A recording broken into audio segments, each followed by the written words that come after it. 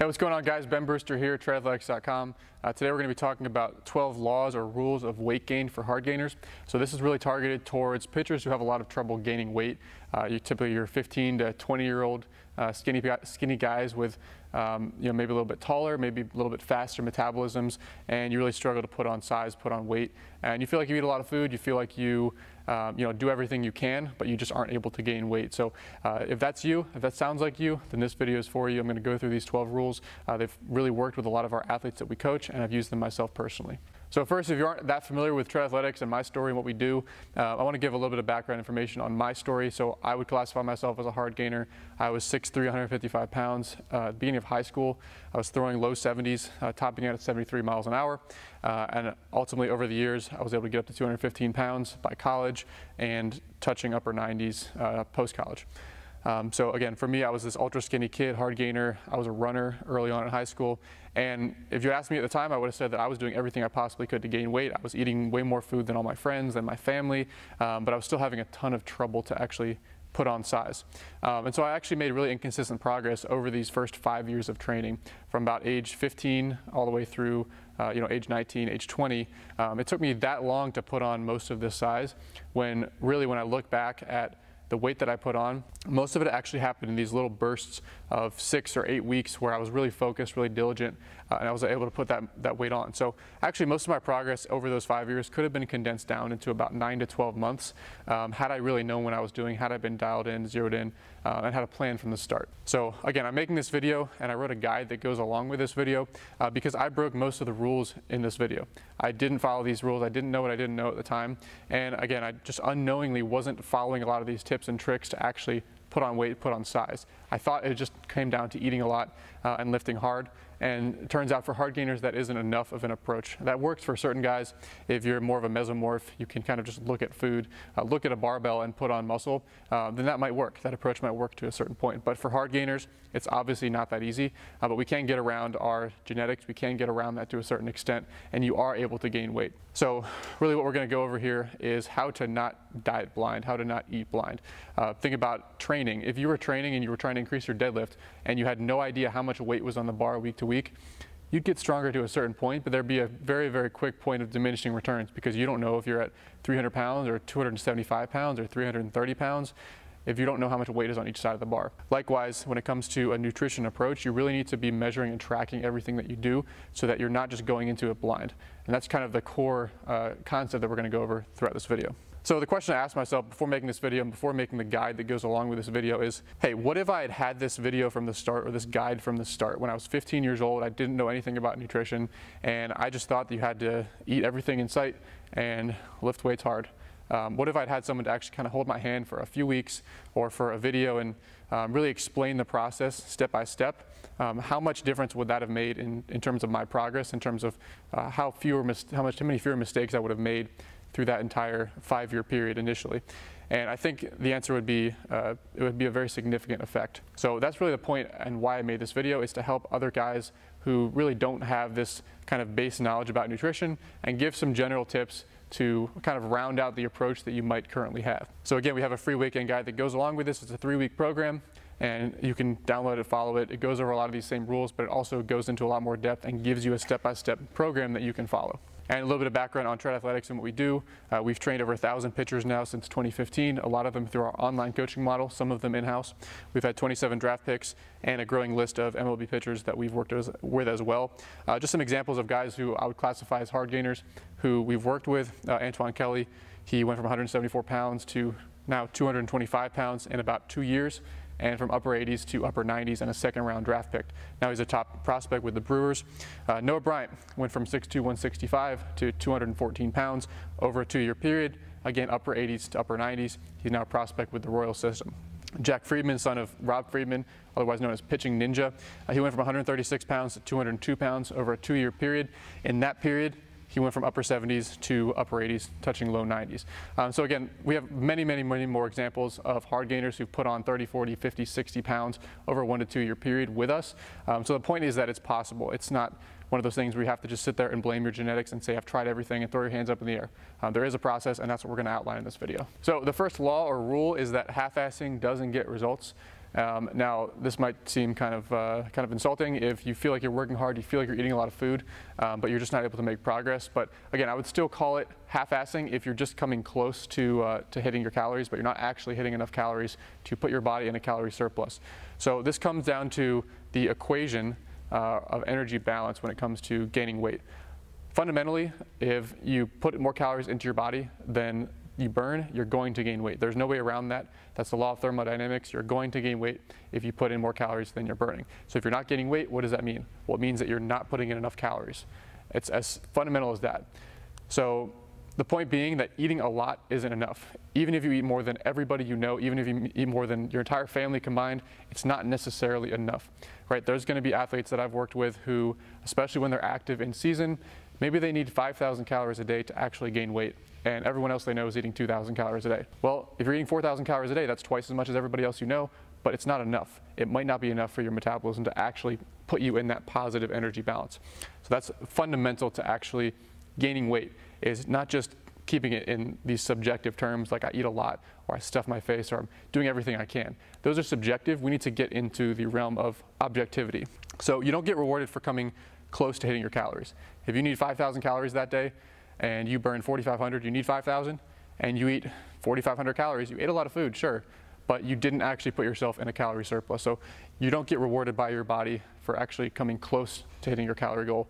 You actually have to put yourself in that positive calorie balance. This goes along with this term homeostasis. Your body wants to maintain where it's at. It's not comfortable to push your body outside of its comfort zone. And so to break that, to push yourself outside of homeostasis, you have to give your body something beyond what it's comfortable with. It wants to eat in a calorie maintenance, and you're trying to push yourself above that calorie maintenance. That's going to be uncomfortable at times. And again, you can't gain 30, 40, 50 pounds, 20 pounds, whatever your weight gain goal is in a month, in 8 weeks. It does take time. It takes consistency over time. And so you're trying to consistently push your body outside of homeostasis over these long durations, over 6 months, 7 months, 8 months, 9 months, 24 months. So that's what makes it difficult, especially for hard gainers, is it's this difficult process that must be measured objectively over time. So consistency really becomes one of the differentiators between why our athletes are able to make this type of consistent progress and why other athletes, maybe like me when I was 15, I could make these little short spurts of progress during these periods of high motivation, and then I just wouldn't be able to sustain that over, beyond a 6 or 8 week period. So the next law is that you will plateau, don't abandon ship. A lot of people go into certain programs or nutrition plans and think that this is going to be just this super easy process. They see a before and after. They see that some of the guys I've mentioned before in this video, and oh, that must have been super easy for them, right? They just had no issues going through that transformation. But on the contrary, all of these guys had plateaus. I had plenty of plateaus. You're going to have periods where your progress stalls, and that's inevitable. That's actually part of the process. And so we actually program and prepare for that part of the process within our plans. So we know that at a period of time, the amount of calories that's going to put you in a surplus is going to taper off, because in part your metabolism does speed up as you begin to gain weight. Your body doesn't want that. Again, we talk about homeostasis, and so you'll notice that as you start to eat more food, as you start to put more food, more calories in your body, you're going to notice that you're hungry sooner and you're hungry more often after eating those meals. Whereas maybe it was 4 or 5 hours before you got hungry, now it's going to be 3 or 4 hours and you're already starving after that other large meal. So your body's going to try to cheat you out of this process, and there's going to be a point where the amount of calories you were eating is no longer enough, and you're going to plateau. You're not going to be gaining weight as fast anymore or at all. And so we program and prepare for that. But what you shouldn't do is to give up, throw your hands in the air and say, hey, I've gained 5 or 8 pounds or 10 pounds, but I've stopped making progress. This program is not for me. Or I just can't gain weight. My genetics are just to blame. So giving up is a guarantee that you're definitely not going to make progress, but understanding from the get-go that plateaus are a part of it can allow you to actually plan and program around that.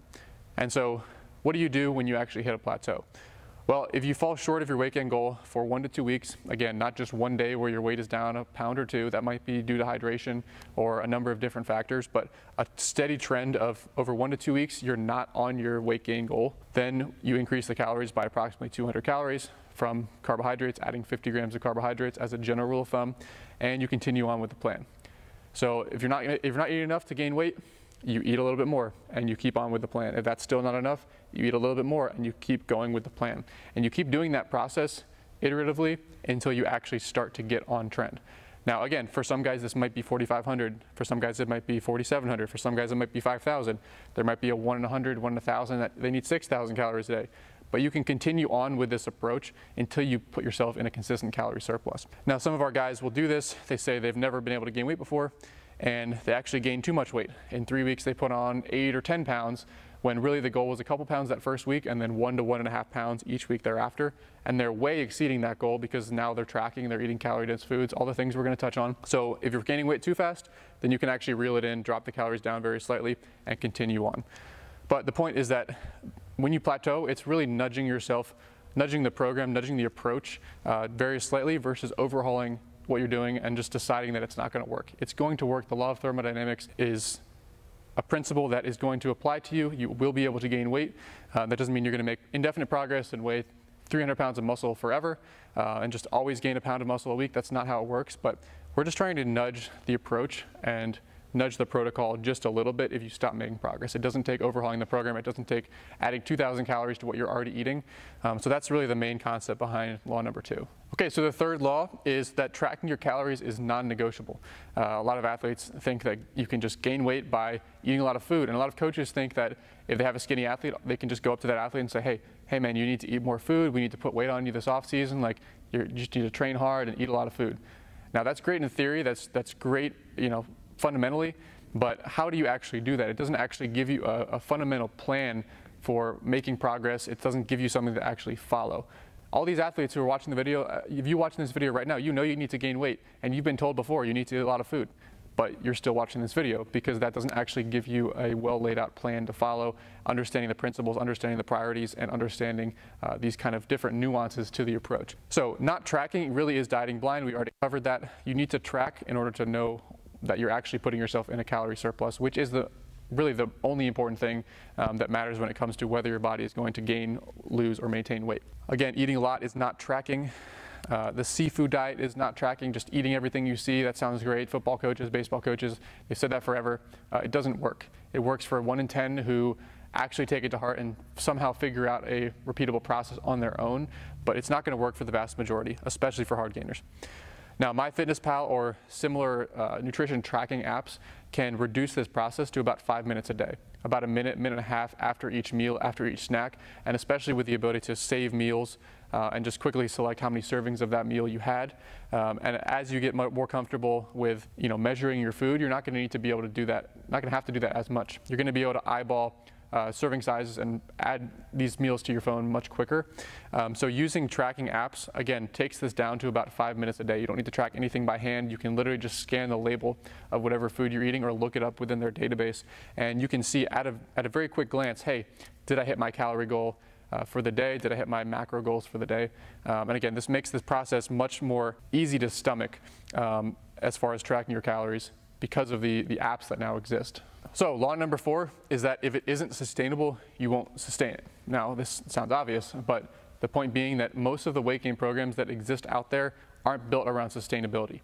It's built around some sort of force-feeding protocol that is absolutely miserable for the athlete, and at best they're going to be able to sustain it for a 4 or 6 or an 8-week period because it's so miserable and it makes them dread every single day of eating every single meal. If we can have an approach that avoids this force-feeding aspect as much as possible, that's going to be a lot more sustainable. If we can avoid approaches that involve eating foods that the athlete hates and that are just not very palatable, that's going to be more sustainable. So any valid approach must enforce consistency over time, right? We understand that the examples, the transformations that I showed took 24 months. Sometimes it's 30 months, 36 months for a guy to gain 60 or 70 pounds. Maybe you can gain 20, 30 in an off season, but for these big time transformations, if you still have 50 or 60 pounds to go, that's a 2-year process, assuming you absolutely crush it and you don't have any huge plateaus that string on for months. So we have to understand in structuring a protocol how to incorporate consistency into the approach because, again, motivation fluctuates. The approach can't solely be based around, hey, you're going to eat a bunch of chicken breasts, broccoli, and rice, and you just better stuff your face 8 meals a day. That's not an approach that's going to be sustainable for a 2-year period. They can do that for a certain period of time, but it's just not sustainable. You need to build in something that the athlete can follow even as their motivation fluctuates up and down day to day, week to week. So again, if you're dreading eating, that's a key indicator that you're not going to be able to sustain that. And this also comes in, we'll talk about in a little bit, the level of calorie surplus, but If you're burning 3,000 calories a day, you don't need 8,000 calories a day to gain weight. You need 4,000 calories a day to gain weight. That's going to be way more sustainable, putting yourself in the right calorie surplus versus way overdoing it, which we'll get into in a second. So our thought is, can we make the approach minimally miserable? There's going to be a certain amount of discomfort to putting your body kind of above that homeostasis, going into calorie surplus, but can we minimize the misery as much as we possibly can? So this gets into calorie density, eating calorie-dense foods, which we'll talk about in law number 6. It gets into building in variation and flexibility, right? Not sticking to broccoli and rice and chicken breast for every meal, but building in the ability to go out to eat, building in the ability to sub out certain foods depending on what you have available, depending on what your preferences are. So we build in a lot of flexibility and variation. And then hyperpalatable foods, again, being able to eat things that actually taste good. It's not necessary to focus on 100% clean foods. It doesn't mean you need to be eating Oreos and milkshakes for every meal, but you don't have to eat chicken breast. You can eat steak, you can eat chicken thighs, you can eat salmon, you can eat higher calorie versions of the same types of lean protein sources. Same thing goes for carbs, same thing goes for fat sources. So these are just some general strategies to make a plan much more sustainable for the athlete, much more enjoyable. Again, sustainable progress is much better than short bursts of progress. This is a quote that I really do like, but people overestimate what they can do in a week and underestimate what they can do in a year. And so everyone just kind of goes all in for a couple weeks and they fizzle out. Well, we're trying to create a plan that can build a pound a week, pound and a half a week over a 52-week period. If you do that, that's when these crazy transformations happen. They happen over time and over consistency. Again, my high school progression, I've already touched on it, but most of my progress happened in these 6-week, 4-week, 8-week blocks over a couple of those each year over the course of 3 or 4 years, when really if I just had a sustainable approach, in about 2 years I would have made all that progress that it took me 5 years to make. Law number 5 is to eat breakfast, but not for the reason that you think. So you've probably been told that breakfast is somehow this special meal, jumpstarts your metabolism for the day, and it's somehow more important and more special than the rest of the meals. It's fundamentally not special, not more special than any other feeding, any other meal throughout the day. That doesn't mean it's not important. It's important. It's just as important as every other meal. But again, what we typically see with hard gainers is that they don't have crazy good appetites, and a lot of times they don't like eating breakfast. A lot of times they skip breakfast. The problem with that is that skipping breakfast actually reduces your feeding window. So if you think about the feeding window being from when your first meal of the day is to when your last meal of the day is, if you're eating from 12 p.m. to 8 p.m., that's only 8 hours to get all your calories for the day in if you skip breakfast.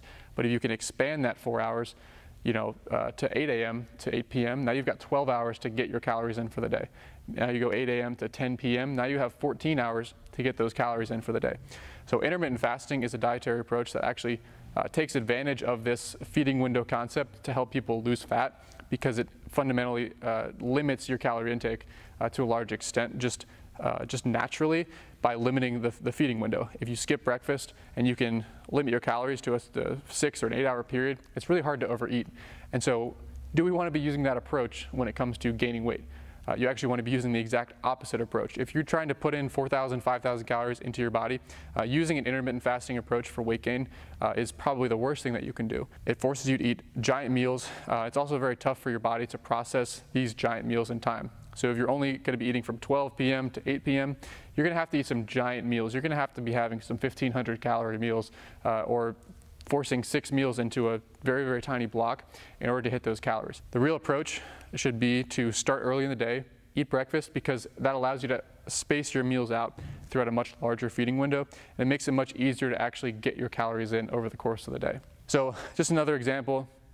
One of the pitchers that I played with professionally, I actually lived with him. He was 6'5", 165, throwing 94 miles an hour. Now, he knew it, everyone knew it. If this guy can get to 205 pounds, he's probably going to throw 100 miles an hour, and he probably has a good shot at making it to the big leagues.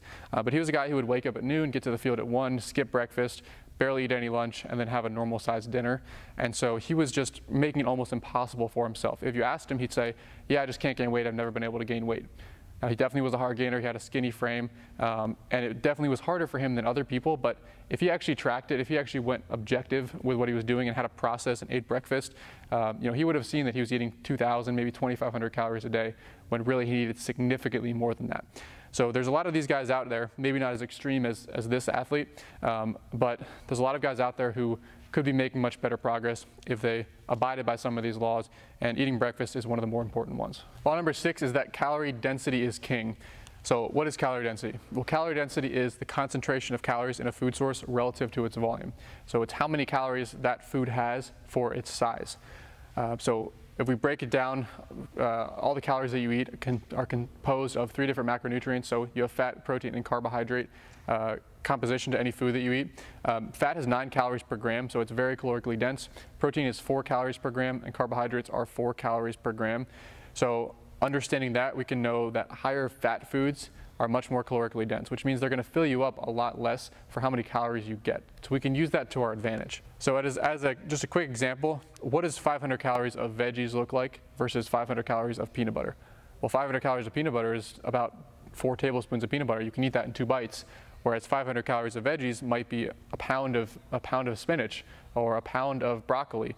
That's going to take up almost your entire stomach versus almost none of your stomach with the peanut butter example. So this is why clean eating isn't the answer for weight gain. It might be a good strategy for fat loss because it really focuses around these low calorie density foods like, again, chicken breast, broccoli, very lean protein sources, and veggies.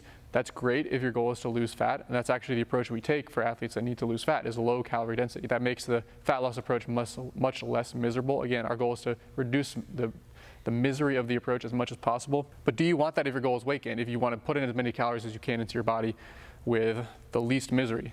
The answer is no. You actually want the opposite approach. So you want to be focusing on high calorie density foods for weight gain.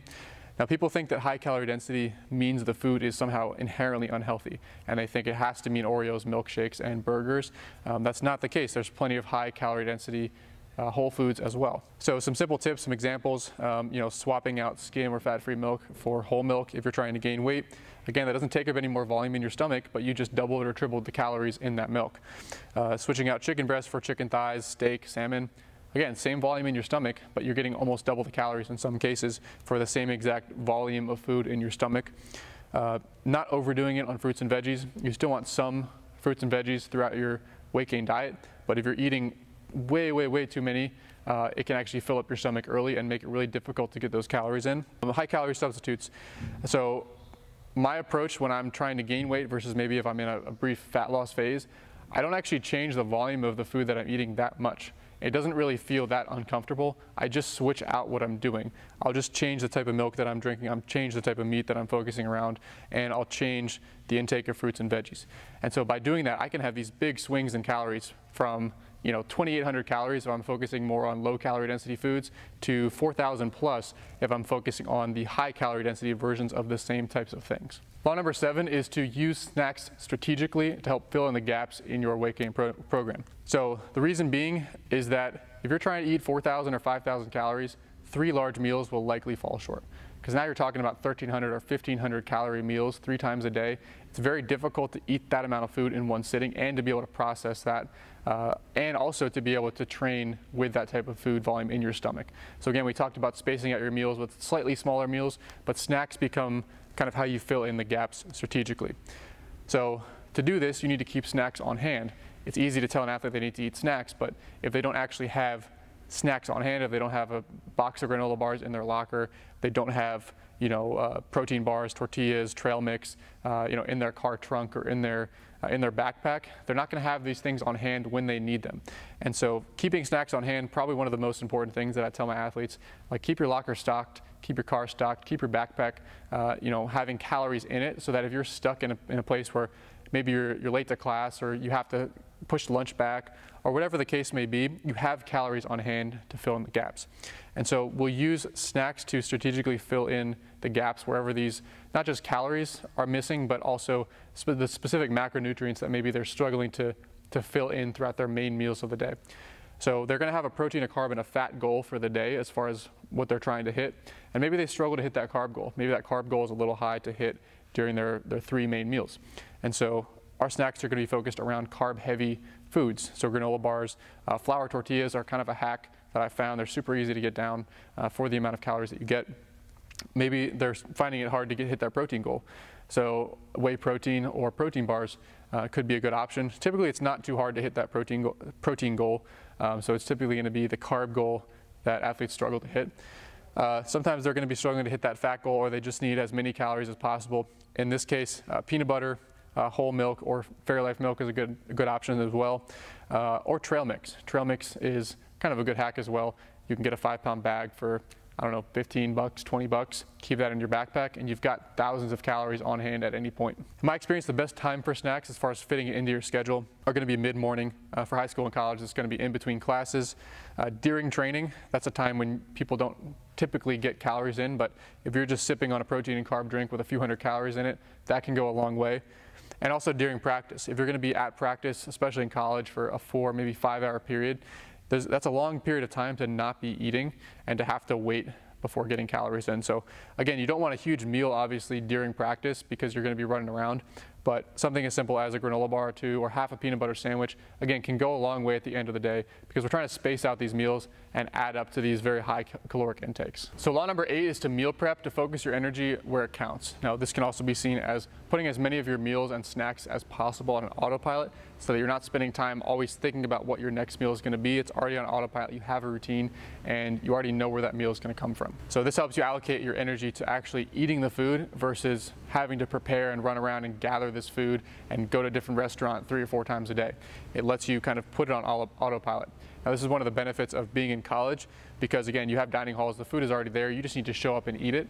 So that makes it very easy, and why a lot of athletes get to college and they find that it's much easier to gain weight just because the situation is more beneficially laid out for them. But again, consistency is king, so if we can create an approach that makes it easier on the athlete to actually follow it, it's more likely to get followed, they're more likely to make good progress over time. So we're trying to put as many meals as possible on autopilot, whether this means that you have a consistent place that you're always going to be ordering food for lunch, or it means that you meal prep your meals ahead of time so you always have that food with you and you don't even have to think about it. You know, this is much harder to do on your own, obviously, in high school, especially when you aren't the one doing your grocery shopping, or as maybe a professional guy post-college where you don't have dining halls, but it's still very, very doable. Now, in my example, I just try to put my breakfast on autopilot. I'm making a 1,000+ calorie smoothie, same ingredients every day. I buy it in bulk, and I kind of just don't even have to think about it. It takes a minute to blend that up. It takes however long to drink it throughout the morning as I'm doing work. And so I kind of put that on autopilot. Lunch, same thing. I'm ordering the same thing from Chipotle most days. Don't have to think about it.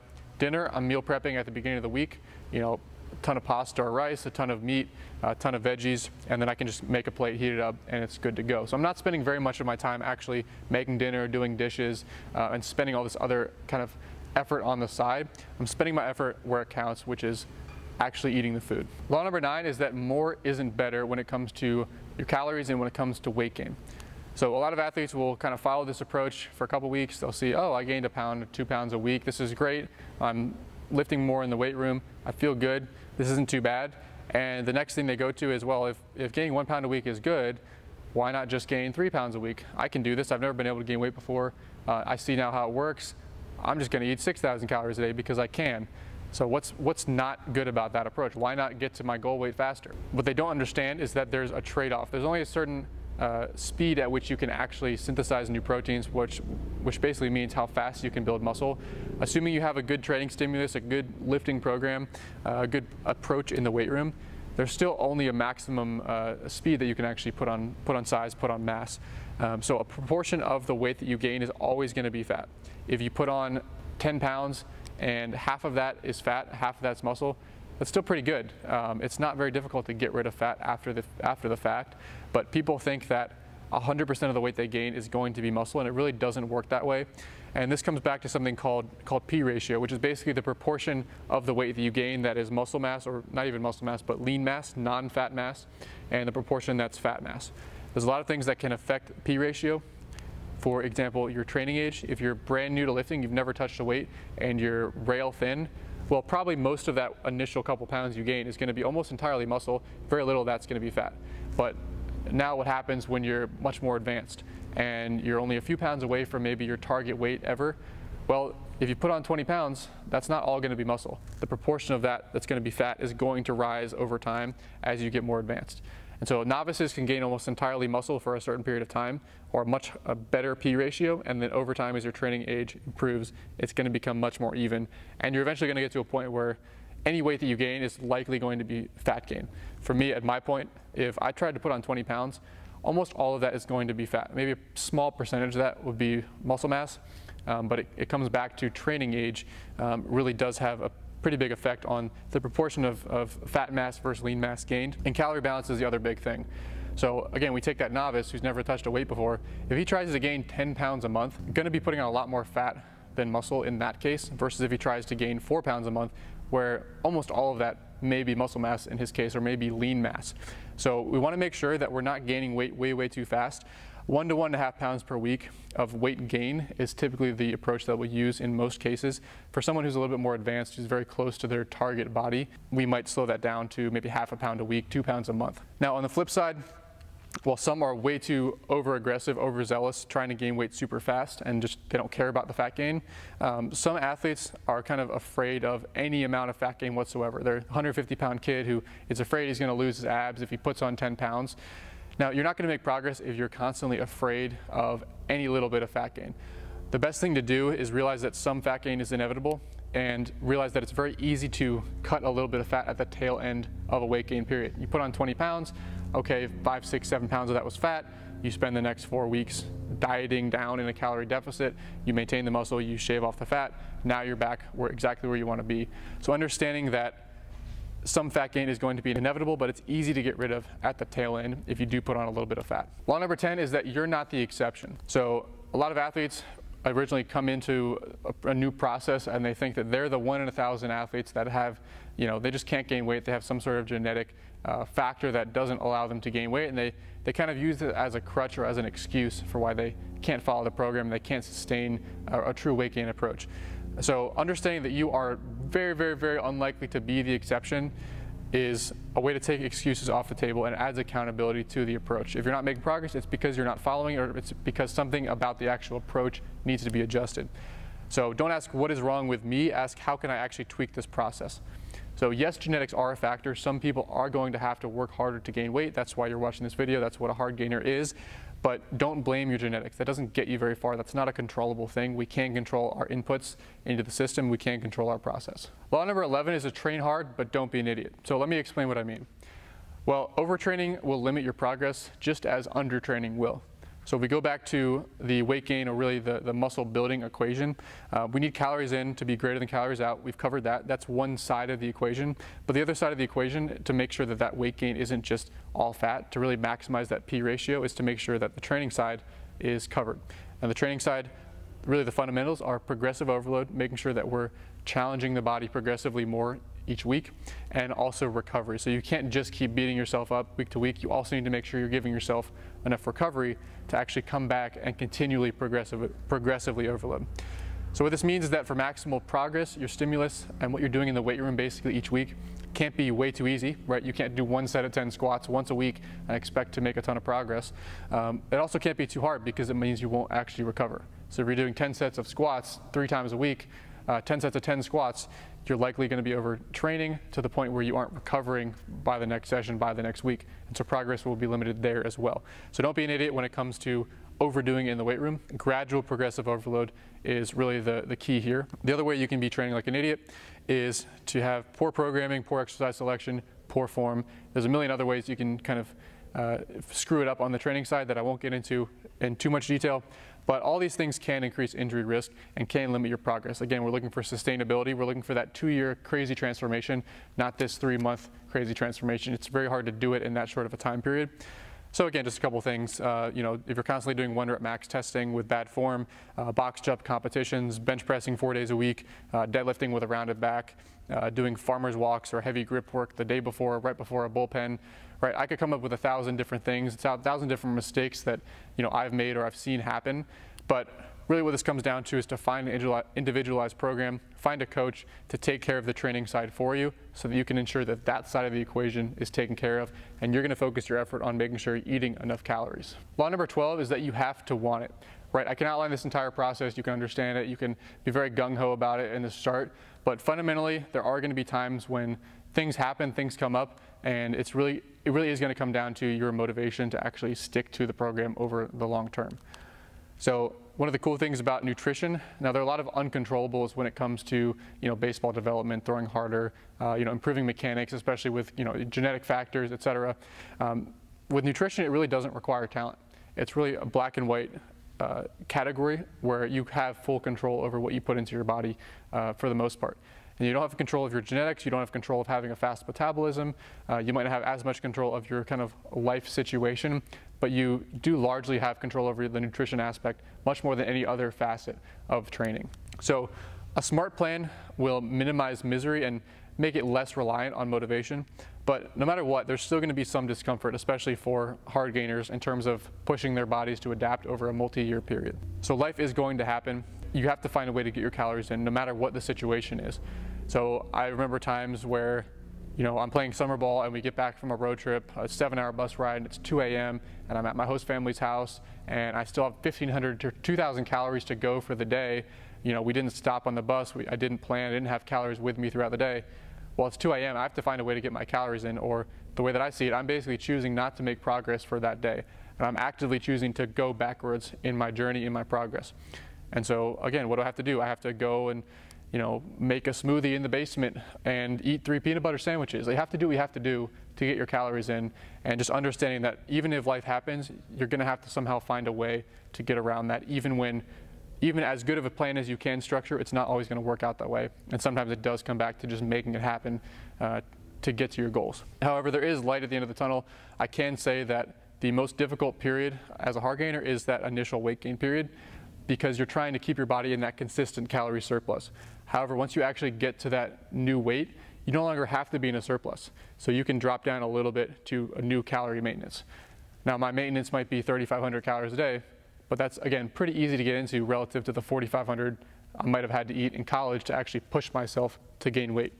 So the light at the end of the tunnel is that you don't have to force feed yourself. You don't have to follow this approach forever. Once you actually get to that new weight, you can kind of dial it down into maintenance and maintaining that new weight. So just understand that you need to really stick to it and be focused for a certain period of time until you get to that goal weight. But it does become a little bit easier as you get more comfortable with the process and as you ultimately get to that goal weight. So like I've said, I put together a special program that you guys can download for free and follow for a 3-week period. We call it our 21-day challenge. And again, it basically holds your hand and guides you through 21 days of what I wish I had had at 15 years old, to just guide me through what it looks like to put yourself in a calorie surplus and sustain that for a 3-week period. From there, you can kind of take the training wheels off and continue using those approaches and those techniques in your own journey. So it'll help you determine your starting calories, your macro goals, based on your height and level on your training status. It provides sample meal plans for various calorie ranges, starting at about 3,500 up to 4,500 plus calories per day. It gives you a sample grocery list with some of the best protein, fat, and carb sources to look for when you're shopping or when going to the dining hall, what types of foods to look for. It's going to give you supplement recommendations if you want. It's going to give you a compliance tracking chart so that you can actually track your progress over the course of these 3 weeks and start to build some good habits. Providing a sample training program, so if you don't have a trainer, you don't have an individualized program, it does give you some guidance as far as what to do in the weight room over these 21 days. And again, an FAQ section just to help guide you through the process as smoothly as possible, answer some of these common questions, common issues that guys have when they're first going through this type of weight gain program. But again, my real recommendation would be to get on an individualized program that can kind of calculate and account for these things for you. So again, if you try this, you feel like it's helpful, but you still want to kind of take the next step, go ahead and email us, contact@treadathletics.com. We're very familiar with players of all types, from fat loss programs to weight gain programs to the hardest of hard gainers. We've seen it all over the 1,000+ athletes that we've worked with since 2015. So go ahead and email us, contact@treadathletics.com for more information on that. And I'll see you guys in the next video.